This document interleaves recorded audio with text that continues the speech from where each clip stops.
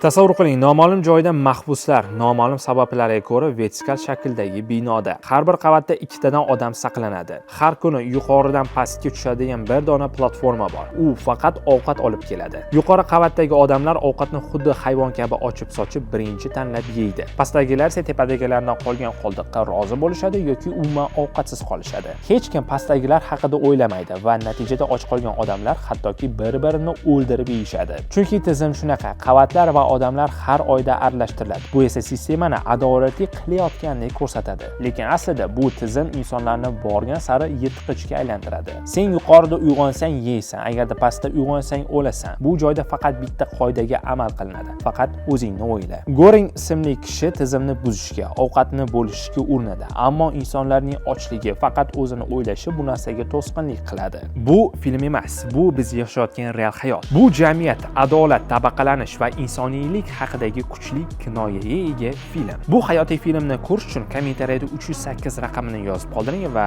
biz sizga uni yuborib qo'yamiz.